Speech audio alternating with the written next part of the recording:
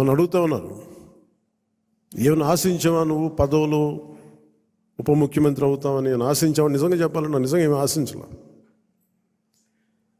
మీరు చూశారు అసెంబ్లీలో కూడా మొట్టమొదటి నేను మాట్లాడినప్పుడు, ఎవరైతే మన దురదృష్టం ఏంటంటే మనందరం కూడా చరిత్రను ఎప్పుడు మర్చిపోతూ ఉంటాం. నిన్నగాక మొన్న వచ్చిన నాయకులు గుర్తుండిపోతారు, కానీ ఈ నేల కోసం ఎవరు త్యాగం చేశారో వాళ్ళు మర్చిపోతూ ఉంటాం. మన అమరజీవి పొట్టి శ్రీరాములు గారి పేరు ఎందుకు చెప్పానంటే, పేరును ఒక డొక్కా సీతమ్మ గారి పేరు ఎందుకు చెప్పానంటే, వారి చేసిన సేవలు మర్చిపోతే మనం కృతజ్ఞహీనులు అయిపోతాం. అందుకే నాకు ప్రత్యేకించి వారి ప్రేరణతో వచ్చినవాడిని. ఒక వ్యక్తి మన కోసం ఎందుకు త్యాగం చేయాలి, అలాంటి ప్రేరణతో వచ్చాను. అందుకే నేను పదవులు ఏమి ఆశించలే. అలాంటి పదవులు ఆశించిన వాడిని నాకు వచ్చి నేనేమి ఎవరిని పదవి అడగలేదు, ఏమి చేయలేదు. మీరు చూస్తే నేను ఎక్కడా కూడా ఎలక్షన్ టైంలో నేను ఉప ముఖ్యమంత్రి అవుతానని కానీ అసలు ఏమి నేను మాట్లాడలేదు, దాని గురించి చెప్పలే. పదవులు ఉన్నా లేకపోయినా పని చేద్దాం, ప్రజల కోసం పనిచేద్దాం, నిలబడదాం, ఈ తప్ప వేరే ఆలోచన లేదు. అలాంటి మనకి ఈరోజున మన ప్రభుత్వంలో భాగస్వామి అవ్వటం మనందరికీ కూడా చాలా పెద్ద బాధ్యత. మనం ఈ 21 మందిని కూడా మన ఎమ్మెల్యేలు కానీ మిమ్మల్ని కానీ కలవడానికి ఎందుకు ఇంత టైం పట్టింది అని అంటే,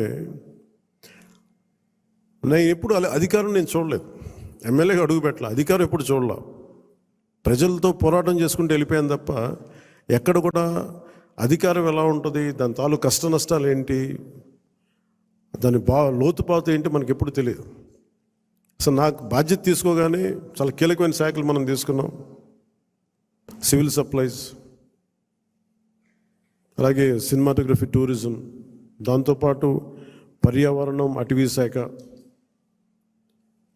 అలాగే పొల్యూషన్ శాఖ, పంచాయతీరాజ్, రూరల్ వాటర్ సప్లై, ఇన్ని కీలకమైన శాఖలు తీసుకున్నప్పుడు నాకు ఒకటే అనిపించింది, చాలా అవగాహన ఉండాలి.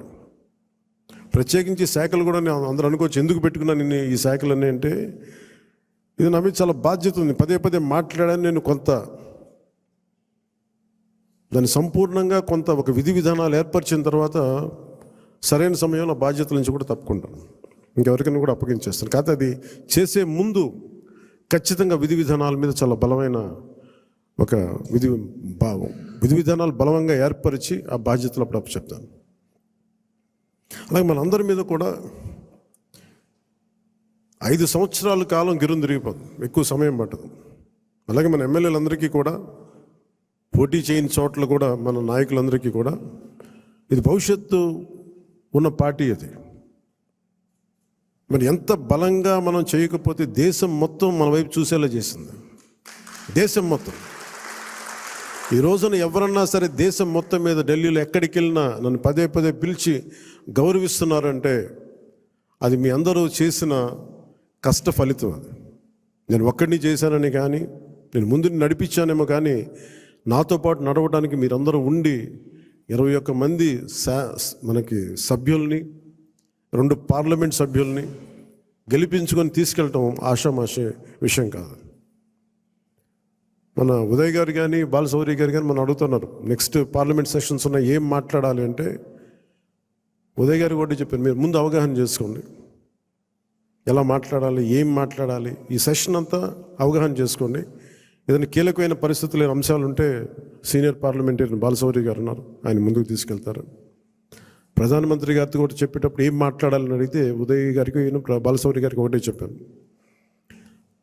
140 కోట్ల మంది బరువు మోసే ప్రధానమంత్రి గారికి మనం సహాయపడాలి, కానీ ఆయనకి బరువు పెంచకూడదు. ఇది ఒక్కటే చెప్పండి, నా మాటగా చెప్పండి ఆయనకి. మేము మీకు బరువు తగ్గించే వాళ్ళమే కానీ బరువు పెంచే వాళ్ళం కాదు. అందరూ అడుగుతూ ఉన్నారు, ఎందుకు వెళ్ళి మీరు ప్రధానమంత్రి గారిని కలవరు, వెంటనే కలవచ్చు కదా అంటే, నాకు తెలుసు ఆయనకి ఆయన గుండెల్లో స్థానం ఉన్న తర్వాత ఆయన పక్కన నిలబడాలండి. అది అవసరమైన మేరకు సరైన పరిస్థితులు వచ్చినప్పుడు ముందుకు తీసుకెళ్తాం, కలుస్తాం. అందుకే దశాబ్దం పాటు ఆయన కలవకపోయినా నేను ఎప్పుడు కూడా బాధ్యతలు మోసే ప్రతి ఒక్కరికి కూడా నేను అండగా ఉండాలని కోరుకునేవాడిని. బరువు పెట్టకూడదు వాళ్ళకి అని, కనీసం కూర్చోబెట్టి ఒక ఫోన్ కాల్ కూడా చేయను. ఎందుకంటే మీకు అవసరమైతే ఒకటే చెప్తాను, మీకు అవసరమైతే నేను ఎప్పుడు ఉంటాను, ఒక్క మాట చెప్పండి నాకు, నేను మీకు అండగా ఉంటానని చెప్తాను. నాకు అట్లా జన సైనికులు వీర మహిళలు బలంగా నిలబడిపోయారు. నాకు ఏం ఆశించలేదు, ఎవరు కూడా చిన్న పదవి ఆశించలా, ఏం ఆశించలా. వాళ్ళ కోరికల్లో మార్పుగా రావాలి, ఆ మార్పు కోసం మేము నిలబడాలి అని ఒక కట్టుదిట్టమైన ఆకాంక్ష తప్ప ఇంకే స్వార్థం లేదు.